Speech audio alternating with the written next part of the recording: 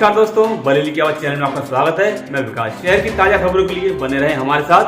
धन्यवाद। बरेली के भित्री चैनपुर के गांव चंदपुर बिचपुरी में अवैध कब्जा बताकर बीडीए ने नोटिस बांट दिए हैं। इससे गांव में अफरा तफरी का माहौल बना हुआ है। वहीं गांव वालों का कहना है कि हमारे देश के प्रधानमंत्री नरेंद्र मोदी और हमारे प्रदेश के सीएम आदित्य योगीनाथ का कहना है कि हर गरीब के सर पर छत होगी। वही दूसरी तरफ हमारे सर छीनी जा रही है। गांव वालों का कहना है कि हमारे गांव को अवैध बताकर हम गरीब को घर से बेघर कर रही है। इस घटना को लेकर गांव की महिलाओं ने बीडीए सचिव को अपनी समस्या बताई। सरकार से हमारी रखना एरिया हमारी बस्ती छोड़ दी है। गरीब भी है उसमें, वो बिल्कुल सब गरीब है। उसमें बड़ी घर भी बने हैं। ऐसे लोग हैं जिन पर दोबारा से घर ले नहीं सकते हैं। वहाँ पे मकान है कम से कम तो 500-600 मकान है जी, 600-700 मकान है। एकदम सारा बस्ती जमीन अधिकृत था, तो वहाँ पे जो बस्ती बसी हुई है उन लोगों में ज़्यादातर लोग जो है सन 86 से मकान बनाए हुए हैं अपने। और बीडीए का कहना है, जोगिंदर सिंह साहब का कहना ये, अभी हम लोग मुलाकात करके नीचे उतरे हैं, उनका ये कहना है कि हमने 2004 और 2006 में कंपनसेशन किसान को दिया है, 2004 और 2006 में। जबकि इन लोगों ने 86 में अपने मकान वहाँ पे रजिस्ट्री है कुछ लोगों के पास, कुछ लोगों के पास रसीदी टिकट पे स्टैम्प करे हुए हैं, कुछ लोगों के पास रजिस्ट्री है। जब ये सारी चीज़ें उनसे गुफ्त हुई हैं, एंड में उन्होंने आश्वासन ये दिया है कि हम थोड़ा सा वक्त देंगे आपको और मैं बेस्ट ऑप्शन इन लोगों के लिए दूंगा। खाली कराने से पहले या खाली करने के बाद बेस्ट ऑप्शन सोचूंगा। आश्वासन तो दिया है कि मैं वक्त दूंगा, कंसीडर भी करूंगा। जिनकी रजिस्ट्री है उनके ऊपर भी कंसीडर करूंगा, जिनकी नोटरी है उनके ऊपर भी कंसीडर करूंगा। और खाली कह रहे हैं कि सरकारी ज़मीन है उसे खाली तो करनी ही पड़ेगी, लेकिन मैं अपनी तरफ से आश्वासन दे रहा हूँ कि एक बार वार्ता आप लोगों से करके इस पर कुछ ना कुछ बेस्ट ऑप्शन दूंगा। सर्वधर्म समाज सेवा समिति ने आज सिविल लाइन्स हनुमान मंदिर पर खिचड़ी भोज का आयोजन किया। सर्वधर्म सेवा समिति हर साल मकर संक्रांति के उपलक्ष्य में खिचड़ी सहभोज का आयोजन करती है। इस मौके पर प्रवीण उपाध्याय, शंकर सिंह आदि का सहयोग रहा। इस बारे में जानकारी देते हुए कार्यक्रम करने वालों ने बताया। सेवा समिति का संस्थापक सचिव हूँ। आज यहाँ सिविल लाइन्स हनुमान मंदिर परिसर पर खिचड़ी भोग का आयोजन रखा गया था। जो हमारे सर्कल सेवा समिति के पदाधिकारी और सदस्य लोग यहाँ पर खिचड़ी वितरण कर रहे हैं और लगभग हम लोग हर हफ्ते खिचड़ी वितरण, सब्जी पूरी आदि का वितरण इन गरीबों में करते हैं। अभी हाल ही में हमने जिला अस्पताल में खिचड़ी वितरण का कार्यक्रम किया था। कल मलकपुर चौकी पे खिचड़ी वितरण का कार्यक्रम किया था। आज हम हनुमान मंदिर सिविल लाइन्स पे खिचड़ी वितरण कर रहे हैं और मंगल को अड़कनाथ परिसर पर खिचड़ी वितरण का कार्यक्रम करेंगे। हमारी संस्था सर्वधर्म सेवा समिति ने लॉकडाउन में भी लगभग रोज भोजन वितरित किया था उन गरीबों को, जिन गरीबों को भोजन में परेशानी आ रही थी, खाना नहीं मिल रहा था, चूल्हे नहीं जल रहे थे। उन लोगों के लिए हमने नित्य भोजन वितरित किया है। खाद्य सामग्री मिशन शक्ति के अंतर्गत बालिकाओं को आत्मरक्षा हेतु स्वावलंबी बनाने के लिए शिक्षक शिक्षिकाओं को प्रशिक्षण दिया गया है।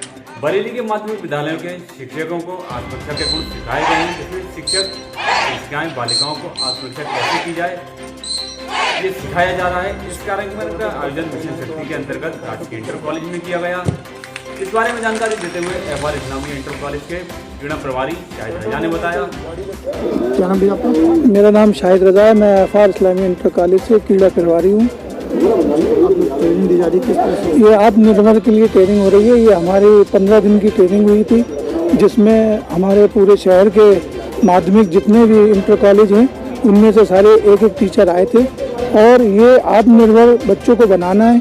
पहले हम लोगों ने खुद ट्रेन हुए हैं, हम लोगों ने ट्रेनिंग ली है और ट्रेनिंग लेने के बाद जूडो है, ताइक्वांडो है और सारी चीज़ें हमने एक्सरसाइज वगैरह सब सीखी है, जो जाके हम अपने स्कूलों में जाएंगे और अपने बच्चों को सिखाएंगे जाके। क्योंकि होता यह है कि हम लोग घर पे रहते नहीं हैं, माँ बाप घर पे रहते नहीं हैं। हमारे जो बच्चे हैं वो खुद सेल्फ डिपेंड बनाना है। वो लोग कोचिंग जाते हैं, वो लोग स्कूल जाते हैं, उन्हें परेशानी का सामना करना पड़ता है।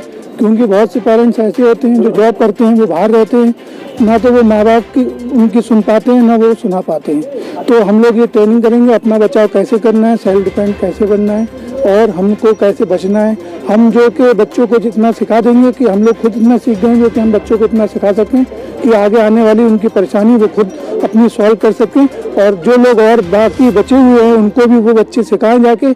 उससे ये हमारे जिलाधिकारी महोदय ने और डीआई साहब ने, जेडी साहब ने ये बहुत अच्छा कार्य किया है, जो कि हम लोगों को टीचर को यहाँ ट्रेनिंग दी है, और ट्रेनिंग के बाद खत्म होने के बाद हम अपने अपने स्कूलों में, आदर्श स्कूलों में जहाँ लोग टीचर नहीं आए, हम वहाँ जाके बच्चों को सिखाना है और इसी के साथ हम बच्चों को आत्मनिर्भर बनाएंगे। जानकारी देते हुए जिलाधिकारी नीतीश कुमार ने बताया, देखिए हम लोगों ने ऑपरेशन स्वावलंबन की शुरुआत करी थी, उसको प्राइमरी स्कूल्स और अपर प्राइमरी स्कूल्स में हम लोगों ने लागू कर दिया है और लगभग 45,000 बच्चों को ट्रेनिंग का प्रयास चल रहा है और हम लोगों ने लगभग 110 बैच बना चुके हैं अभी तक और 110 बैच में 20-20 के 2 बैच चल रहे हैं। लगभग 4,000 बच्चों को हम लोग ट्रेनिंग शुरुआत कर चुके हैं। इसी क्रम में हम लोगों ने माध्यमिक विद्यालय के शिक्षकों को भी प्रेरित किया, वो टीचर्स लोग प्रेरित होकर आए हैं और रोडो प्रशिक्षण प्राप्त किया है। लगभग 15 से 20 दिनों का प्रशिक्षण प्राप्त किया है।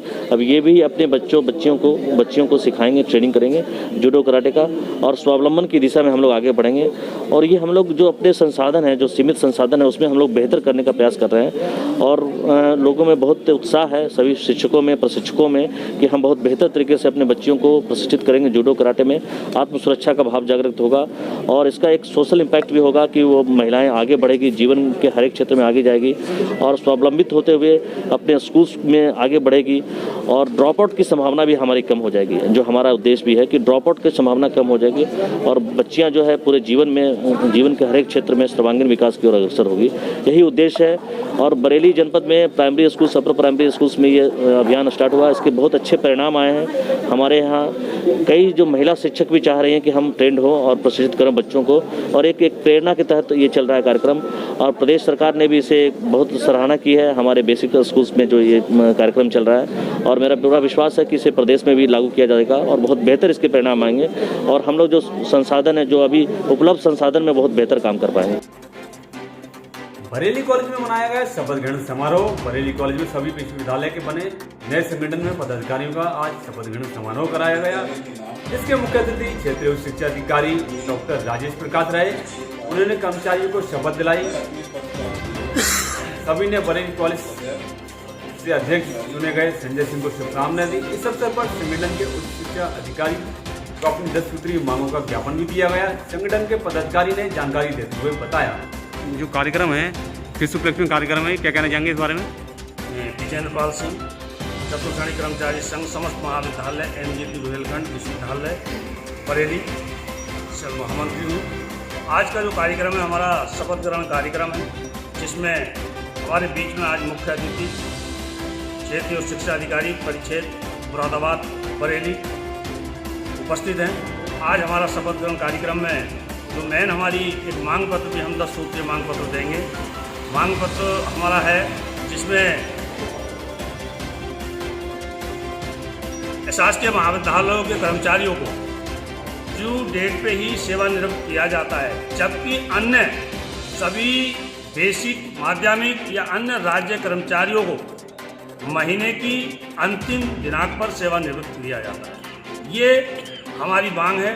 दूसरी, हमारे कर्मचारियों के जो कर्मचारी कार्यरत हैं, उनकी अगर मृत्यु हो जाती है, उनकी मृत्यु होने के उपरांत जो उनके आश्रित कोटे में जो नियुक्तियां दी जाती हैं, उनके बच्चों को उनकी शिक्षा के अनुसार नहीं दी जाती, बल्कि जिस पद पर वो होता है उसी पद पर उसकी नियुक्ति दी जाती है। जबकि अन्य विभागों में ऐसा नहीं है, उसकी योग्यता के अनुसार उसको नियुक्ति दी जाती है। तीसरा, हम लोगों को कैशलेस जैसी कोई सुविधा भी हमें नहीं है। साथ ही जो हम लोगों को अवकाश मिलता है, जब कर्मचारी रिटायर्ड होता है तो उसका 100 या 50 या 200 जितना भी दिन की छुट्टियां बचती हैं, उनका कोई भुगतान हमें नहीं किया जाता, जबकि अन्य विभागों में उसका भुगतान किया जाता है। दूसरा, हमें एक और डिमांड है हमारी कि राजकीय कर्मचारियों की भांति हमारे कर्मचारियों को सभी सुविधाएं दी जाएं। हमारे महाविद्यालयों में इतने पद रिक्त हो गए हैं, लेकिन शासन प्रशासन उसके तरफ कोई ध्यान नहीं दे रहा, ना ही कोई भर्ती है। एक तरीके से चतुर्श्रेणी कर्मचारी की भर्तियों पर रोक लगा रखी है। हम मांग करते हैं कि उसको रोक को खोला जाए और जो भारी संख्या में कॉलेजों में रिक्त पद पड़े हैं उनको भरा जाए। अगर आपको हमारी खबरें पसंद आती हैं तो कमेंट जरूर करें, सब्सक्राइब करें, शेयर करें। धन्यवाद।